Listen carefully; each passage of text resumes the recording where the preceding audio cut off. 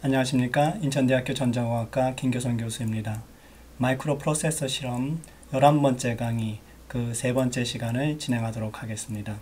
이번 시간에는 우리가 지난 한 학기 동안 C 언어로 개발한 애트메가 128 AVR 프로세서 디바이스 드라이버를 C++의 클래스 형태로 재구성한 오브젝트 툴킷을 소개하도록 하겠습니다.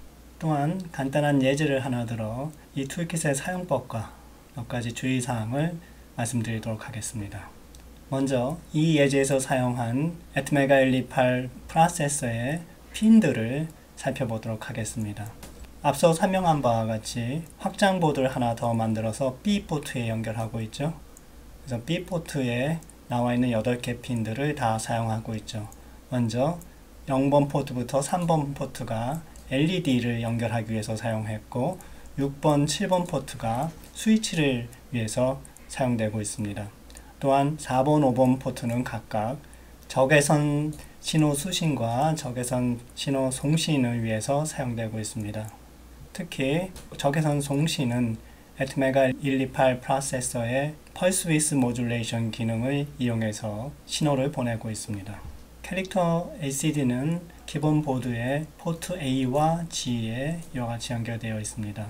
포트 A는 8빛으로 데이터를 전송하는 데 사용이 되고 포트 G는 2번 핀부터 4번 핀까지 3개의 핀을 컨트롤 신호를 전달하는 데 사용되고 있습니다.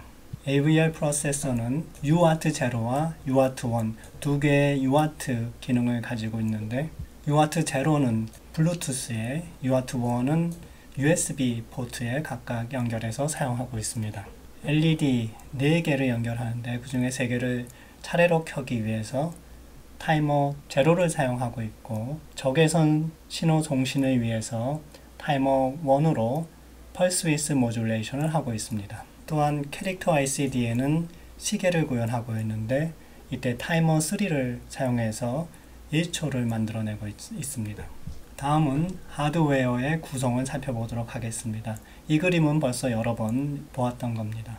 먼저 캐릭터 LCD는 앞서 설명한 바와 같이 포트 A와 포트 G로 연결되어 있습니다. UART1은 USB 포트와 연결되어 있고 UART0는 블루투스 모듈과 연결되어 있습니다. 포트 B는 확장 보드와 연결되어 있으며 4개의 LED와 2개의 스위치를 각각 핀들에 연결하고 있습니다. 이들 중 3개의 LED는 타이머 제로를 사용하여 차례로 하나씩 켜고 있고 타이머 1은 적외선 신호를 펄스 위스 모듈레이션으로 이와 같은 적외선 LED를 통해서 송신하고 있습니다.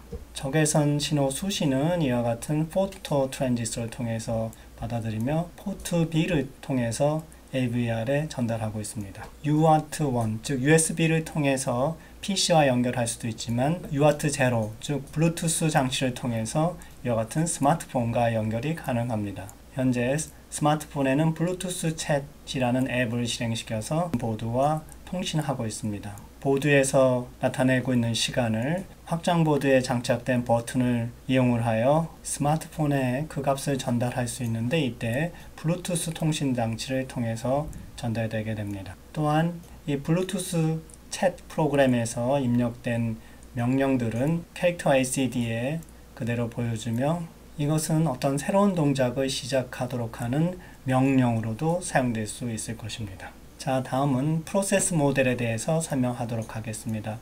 일반적으로 두 가지 형태의 thread가 공존하게 됩니다. 하나의 thread는 메인 루프고 또 다른 thread는 interrupt 서비스 루틴들이죠. 메인 루프에서는 스케줄에 의해서 순서대로 수행되는 태스크들이 들어가서 차례차례 빠져나와 수행되게 됩니다. 여기서 태스크는 루프 안에서 5번 수행되는 작업 단위를 말합니다. 흔히 우리가 메인 함수에서 이러한 태스크를 수행시키는 여러 개의 룹을 이와 같이 가질 수 있습니다. 그러나 컨트롤러에서는 이 룹을 하나로 이렇게 통합해서 수행하도록 되어 있습니다. 이때 각 루프 안에 들었던 태스크들이 차례대로 수행이 되게 되는데 어떤 태스크는 시간이 너무 많이 걸릴 경우가 있습니다. 이런 태스크들은 짧은 태스크로 쪼개어서 수행이 되며 다른 태스크들과 교차되면서 수행될 수 있도록 하고 있습니다. 예를 들어서 이와 같은 예제에서 태스크 2는 2-1과 2-2로 이렇게 나누어질 수 있으며 첫 번째 이터레이션에서는 태스크 1, 2-1, 3와 같이 수행이 되고 두 번째 이터레이션에서는 태스크 1, 2-2, 3와 같이 수행이 될 수 있습니다. 이런 두 가지 형태의 진행이 반복되면은 태스크 1과 태스크 2가 공평하게 CPU를 점유하면서 수행되도록 할 수 있을 것입니다. 우리가 이와 같은 메인 루프를 좀 더 일반화시키면 이와 같은 다이내믹 스케줄링 큐를 사용할 수 있을 것입니다. 차례로 진행되는 태스크들을 이와 같은 큐에다가 먼저 집어넣습니다. 큐는 일반적으로 FIFO라고 불리기도 하며 First in, First out, 즉 먼저 들어간 것이 먼저 빠져나와서 수행되는 형태를 취하고 있습니다. 또한 큐 안에 태스크를 집어넣는 작업을 inQ라고 하고 큐에서 가장 앞에 있는 태스크 하나를 끄집어내는 것을 DQ라고 이렇게 부릅니다. 현재 이 예제에서는 제일 앞에 있던 태스크 1을 하나 수행시키고 나서 빠져나온 상태를 보이고 있습니다. 태스크 1이 수행되는 도중에 인터럽트가 발생할 수 있으며 이를 지원하기 위해서 인터럽트 서비스 루틴이 수행되고 그 도중에 다른 태스크가 이 큐에 들어갈 수 있게 되죠. 또한 태스크 1이 종료된 다음에 그대로 소멸될 수도 있지만 태스크 1이 다시 이 큐 안에 들어가서 반복 수행도 가능하게 됩니다. 즉 이와 같은 다이내믹 스케줄링 큐를 이용하면은 앞서 보았던 이런 루프의 수행이 간단히 구현이 되며 인터럽트 서비스 루틴에 의한 태스크들도 첨삭이 가능하게 됩니다. 일반적으로 리얼타임 운영체계를 포함하는 인베드 시스템에서는 이와 같이 다이내믹 스케줄링 큐를 제공하고 있지만은 본 툴킷에서는 이와 같은 메인 루프를 사용자가 직접 메인 함수에서 구현하도록 하고 있습니다. 그 이유는 이와 같은 다이내믹 스케줄링 큐는 여러 가지 제약이 따를 수 있으며 그것들이 확장성이나 투명성에 악영향을 미칠 수 있기 때문입니다. 따라서 사용자가 직접 이런 다이내믹 스케줄링 큐를 구현하든지 혹은 간편한 메인 루프를 구현하든지 알아서 할 수 있도록 함으로써 투명성과 확장성을 열어두고자 하는 것입니다. 두 번째 타입의 thread는 인터럽트 서비스 루틴들이 수행되게 됩니다. 인터럽트 서비스 루틴들은 흔히 그 수행되는 순서가 정해져 있지 않고 그 수행이 매우 급하게 진행되어야 하는 상황에서 호출되게 됩니다. 따라서 수행이 비동기적으로, 즉 정해진 순서에 따르지 않고 비동기적으로 일어나는 사건에 의해서 그 순서가 정해지기 때문에 비동기적으로 수행된다, 이렇게 얘기할 수 있는 것이죠. 흔히 메인 루프에서 각 태스크들이 수행되는 도중에 인터럽트가 발생될 수 있으며 태스크가 수행되는 중간에 어느 때라도 인터럽트가 발생하여 인터럽트 서비스 루틴이 수행될 수 있습니다. 이때 인터럽트 서비스 루틴이 수행되면은 즉시 자동적으로 다른 인터럽트들이 모두 다 디세이블 되며 수행이 다 끝나면 역시 자동적으로 기존에 이네이블 되었던 인터럽트들이 다시 이네이블 되어 영향을 미치게 됩니다. 따라서 인터럽트 서비스 루틴들은 아주 간단하게 짜여져야 되죠. 그래서 아주 짧은 시간 내에 수행될 수 있어야 됩니다. 그렇지 않으면 인터럽트들이 소실될 수가 있습니다. 본 그림에서 인터럽트가 유실되는 상황을 설명하고 있습니다. 여기 화살표는 인터럽트의 발생을 의미하고 이 아래에 나와 있는 화살표는 인터럽트 서비스 루틴의 수행을 말합니다.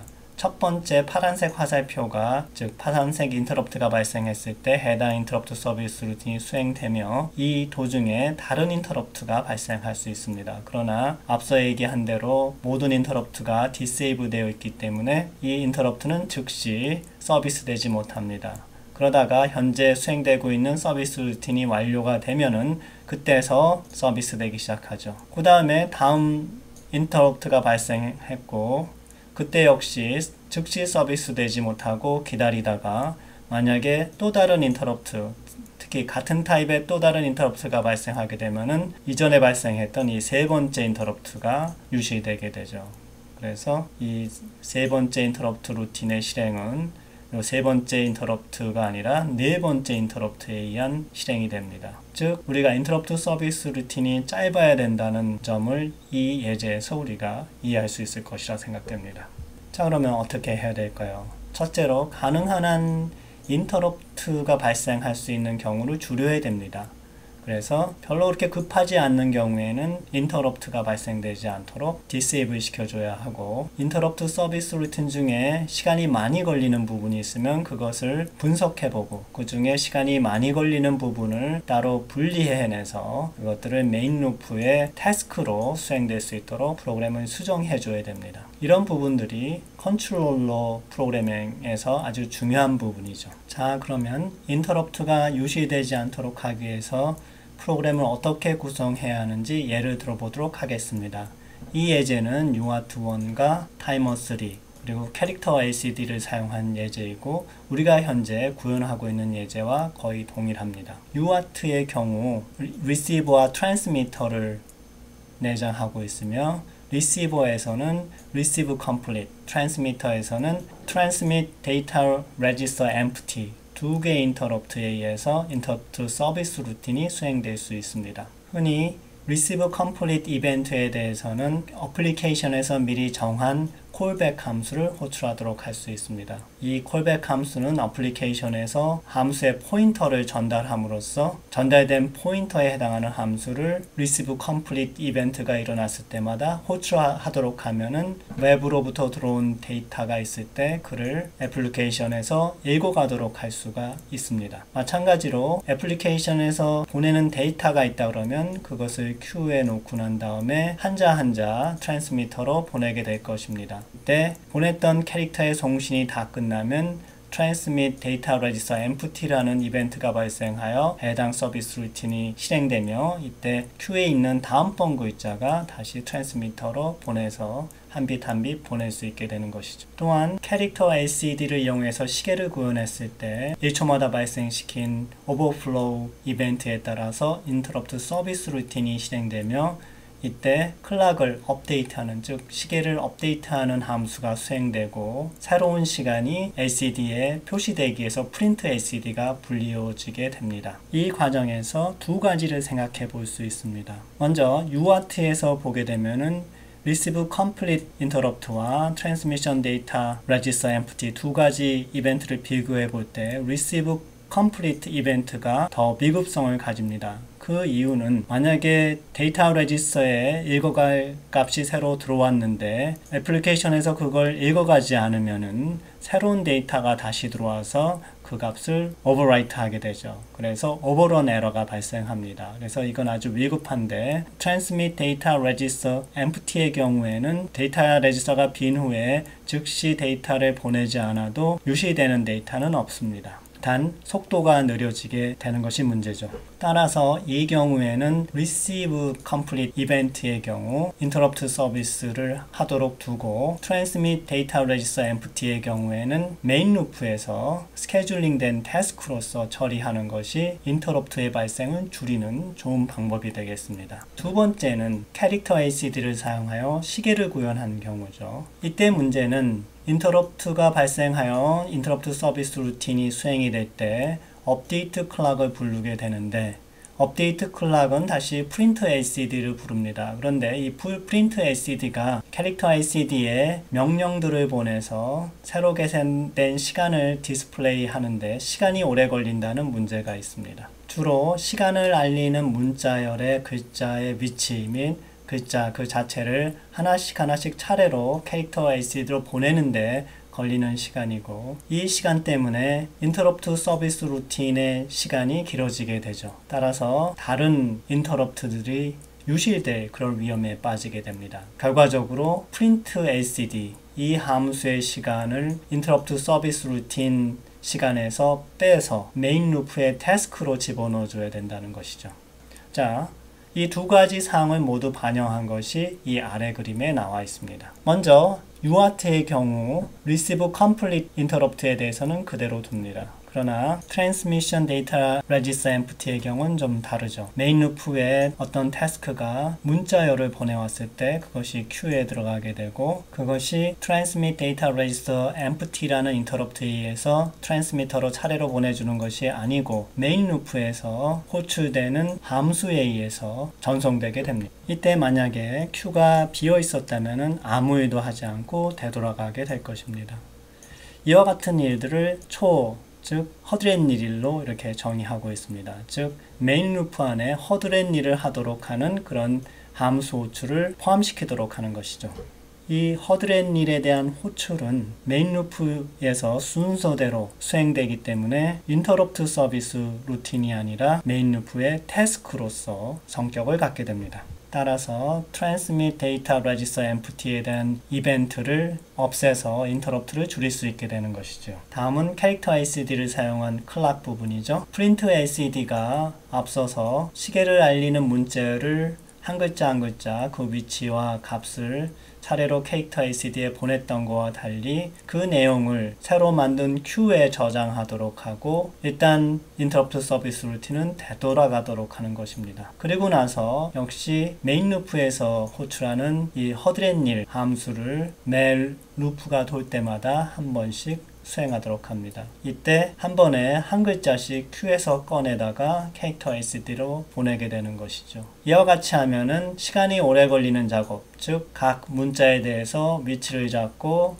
문자를 표시하는 그런 작업이 이 메인 루프에서 호출되는 허드렛 일 함수에서 수행되기 때문에 이것이 메인 루프에서 수행되는 태스크로서 성격을 갖게 됩니다.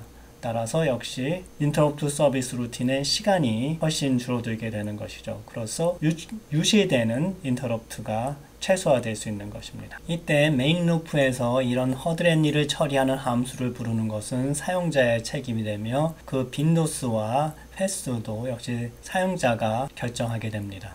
자, 지금까지 프로세스를 두 가지 스레드 종류로 분류하고 특히 인터럽트 서비스 루틴의 호출 횟수 및 그 수행 시간을 최소화할 수 있는 방법을 설명해 봤습니다. 이와 같이 인터럽트 서비스 루틴의 호출 횟수 및 그 수행 시간을 줄이는 것이 중요하며 그것은 레이싱 컨디션과 깊숙이 연관되어 있습니다. 사실 이와 같은 프로세스 모델은 레이싱 컨디션을 완전히 제거할 수 있습니다. 먼저 메인 루프 안에서 태스크들 간의 레이싱 컨디션들을 없앨 수 있습니다. 그 이유는 각 태스크들이 미리 정해진 스케줄에 따라서 순서대로 수행되기 때문에 이런 수행이 서로 교차돼서 발생하지 않기 때문이죠. 다음은 인터럽트 서비스 루틴들 간의 레이싱 문제도 없습니다. 그 이유는 인터럽트 서비스 루틴을 수행할 때 모든 인터럽트를 일시적으로 디세이블 시키기 때문에 인터럽트 서비스 루틴들이 서로 교차돼서 수행되는 경우가 없게 되기 때문입니다. 마지막 남은 레이싱 컨디션의 가능성은 메인 루프에 있는 태스크들과 인터럽트 서비스 루틴들 간의 문제입니다. 그러나 이것은 앞서 소개한 바와 같이 어타믹 오퍼레이션으로 방지할 수가 있습니다. 두 타입의 함수들 간의 레이싱 컨디션을 방지하기 위해서 공유되는 변수를 액세스할 때 어타믹 오퍼레이션으로 처리하는 것이죠. 즉 특정 오퍼레이션을 할 때 먼저 인터럽트를 디세이블하고 그 작업이 다 끝나면 이전에 인터럽트 이네이블 상태로 복원시키는 것이 어타믹 오퍼레이션이었습니다. 그렇지만 이와 같은 작업은 모두 프로그래밍 하는 사람들의 책임이 따르게 됩니다. 즉 어타믹 오퍼레이션으로 처리해야 될 부분을 누락하고 그냥 일반 오퍼레이션으로 처리했을 경우 레이싱 컨디션이 발생할 수 있게 되는 것이죠. 또 하나의 문제는 싱크로나이제이션이 너무 지나치게 된다는 것입니다. 싱크로나이제이션이라고 하면은 레이싱 컨디션이 발생할 때 그것을 발생하지 않는 순서로 일을 처리하도록 하는, 즉 일을 정당한 순서에 따라서 차례로 수행하는 것, 이것이 싱크로나이제이션인데 불필요한 싱크로나이제이션까지 일어날 수 있다는 것이 문제입니다. 서로 두 개의 태스크나 인터럽트 서비스 루틴 또는 이들 간에서 공유하는 베리어블이 없을 때 이것마저도 그 순서가 정해진 대로 진행된다는 것입니다.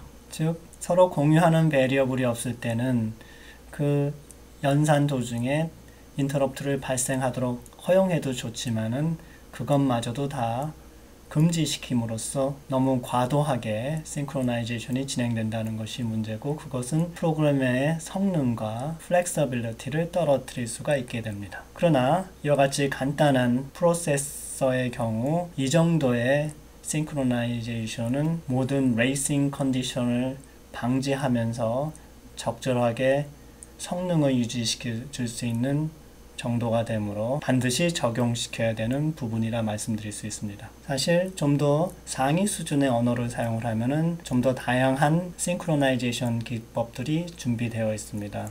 따라서 좀 더 플렉서블하고 다양한 그런 방법들이 자바나 이와 같은 하이 레벨 언어에서 제공되고 있습니다.